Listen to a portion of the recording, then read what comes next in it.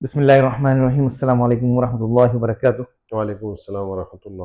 خیریت سے ہیں حضرت؟ الحمدللہ، آپ کی دعائیں۔ کل جو ہمارا سوال مکمل ہو گیا تھا اور وہاں پر ہم نے ایک بات تدبیر اور تقدیر سے متعلق کہی تھی، تو اس سلسلے میں ایک صاحب یہ پوچھ رہے ہیں کہ تقدیر تدبیر کے تابع ہے یا تدبیر تقدیر کے تابع ہے، اس پر روشنی ڈال کر فرمائیے گا۔ دیکھیے، تقدیر کے بارے میں علماء حضرات منع کرتے ہیں کہ اس پہ بحث نہیں کرنی چاہیے، کیونکہ ایمان خطرے میں آ جاتا ہے، اور نہ ہی اتنا علم ہے، بے کیونکہ شک، سب چیزیں اللہ بہتر جاننے والے ہیں۔ ہم لوگوں کو تو شیطان ورغلائے گا اور ہم کسی نتیجے پہ نہیں پہنچ پائیں گے۔ بس یہ ہے کہ ہمارا ایمان ہے تقدیر پہ، اور وہ ہونا بھی چاہیے۔ بے شک، اس لیے کہا کہ ہم ایمان لائے تقدیر پر، تو تقدیر پہ ایمان۔ ایک واقعہ میں آپ کو سناتا ہوں۔ جی، اور جہاں تک رہی بات اس چیز کی کہ تقدیر تابع تدبیر جو ہے تقدیر کے تابع ہے، اچھا، اسی لیے کہا گیا کہ پہلے تدبیر کرو پھر توکل کرو۔ تدبیر اختیار کرو جی، پھر توکل پھر کرو۔ توکل، پھر بھروسہ کرو۔ دروازہ بند کرو رات کو سونے سے پہلے، جی، اور پھر اللہ کی حفاظت پہ چھوڑ دو کہ بے شک، حفاظت اللہ کرے گا۔ لیکن تدبیر تو اختیار کی نا آپ نے، حفاظت کے لیے دروازہ حفاظت تو بند کیا نا، بند کیا، مین ڈور مین ڈور بند کیا، جی مکان کا۔ جی، تو اس لیے تدبیر بھی کرنی ہے بے آپ شک، کے۔ آپ مثلاً جیسے مثال کے طور پہ ایک ٹانگ اٹھانی آپ کے ہاتھ میں ہے، آپ جی کے قبضے اختیار میں میں ہے، ہے، اختیار میں ہے، لیکن دونوں ٹانگیں نہیں اٹھا سکتے نہیں آپ۔ اٹھا سکتے، گر جائیں گے۔ اس لیے تقدیر کے تابع تدبیر ہے۔ تدبیر کرو پھر تقدیر پہ بھروسہ کرو، لیکن تدبیر بھی ضروری ہے۔ تدبیر بھی ہے، ضروری ہے اس کا مطلب؟ اسی لیے تقدیر کے بارے میں فرمایا کہ دو تقدیریں ہوتی ہیں، ایک تقدیر معلق، ایک تقدیر مبرم، کہ ایسا کرو گے تو ایسا ہوگا۔ اور تقدیر مبرم کا مطلب ہے اٹل ہے، جو اللہ تبارک و تعالیٰ نے لکھ دیا وہ ہوگا۔ بیمار پڑو گے، ڈاکٹر کے ہاں جاؤ گے تو شفا ہوگا۔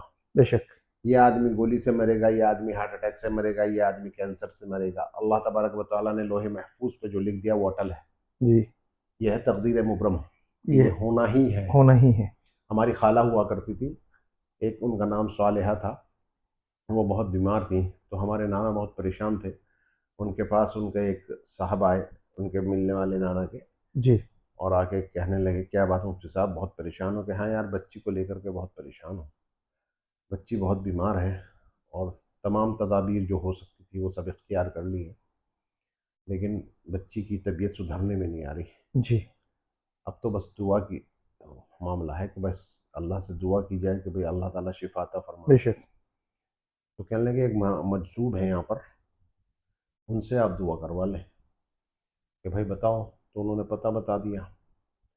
تو نانا کا نے ہمیں بتایا جو واقعہ، کہ نانا گئے وہاں، تو وہ پیڑ کی ٹہنی پکڑے ہوئے کھڑے تھے۔ اللہ، تو نانا کو دیکھنے کے بعد انہوں نے ایک دم سے اپنی کمر موڑ لی، کہنے لگے بھائی سید صاحب آپ کیسے آنا ہوا؟ تو نانا نے کہا کہ بھائی میں اپنی بچی کو لے کر کے بہت پریشان ہوں، دعا کے لیے آیا ہوں کہ آپ دعا فرما دیں۔ کہ ٹھیک ہے انشاءاللہ میں دعا کروں گا، آپ کل آئیے گا۔ تو اگلے دن نانا پھر گئے، اور تو وہ بیٹھ کھڑے ہوئے تھے صاحب خدمت جو تھے۔ جی، تو نانا نے کو دیکھا انہوں نے، اور دیکھنے کے بعد کہا کہ صالحہ اچھی ہو جائے گی، اچھا، صالحہ اچھی ہو جائے گی۔ اچھی ہو جائے گی، جبکہ نانا نے ان کو نام نہیں بتا رکھا تھا۔ نہیں، نام بتایا تھا اچھا، نام صالحہ، بتایا تھا، لیکن انہوں نے یہ کہا کہ اچھا، یہ صالحہ کہا اچھی ہو اچھی جائے ہو گی، جائے گی۔ یہ لفظ کہا۔ سننے کے بعد نانا واپس آ گئے۔ آنے کے بعد جو صاحب نے بھیجا تھا ان سے کہا کہ بھائی میں گیا تھا، اور انہوں نے یہ کہا ہے کہ صالحہ اچھی ہو جائے گی، 2 مرتبہ کہا انہوں نے یہ لفظ۔ تو ان کا چہرہ اتر گیا۔ تو نانا کہتے ہیں کہ میں سمجھ گیا ایک دم چہرہ دیکھ کے، میں نے کہا کیا بات ہے آپ کا چہرہ ایک دم سے اتر کیا؟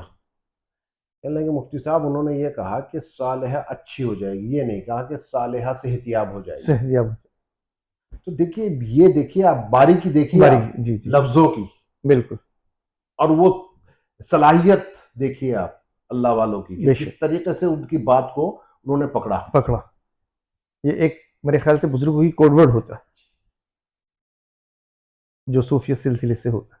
یہ سب چیزیں صوفیت سے ہوتی ہیں، اور آج بھی جو قبروں میں پڑے ہوئے ہیں، جو اللہ کے ولی لوگ ہیں، آج نظام اس دنیا کا اگر چل رہا ہے تو انہی لوگوں سے چل رہا ہے ایسا. بے شک بے شک بے شک. تو اس چیز کو سمجھنا یہ ایک عجیب و غریب چیز ہے. آپ صوم و صلات کے پابند ہو آج بھی، کیونکہ جب تک قیامت آئے گی، جب تک برگزیدہ لوگ دنیا میں رہیں گے، زندہ رہیں گے. جی ابدال رہیں گے، تو اسی طریقے سے اگر آج بھی آپ اللہ کے ہو جائیں تو ایسا نہیں ہے، آج بھی اللہ تبارک و تعالیٰ اپنے بندے کو نوازتا ہے. بے شک بے شک. تو یہ ہے بھائی تقدیر کی بات. ٹھیک، بہتر، بہت شکریہ آپ کا. جزاک اللہ.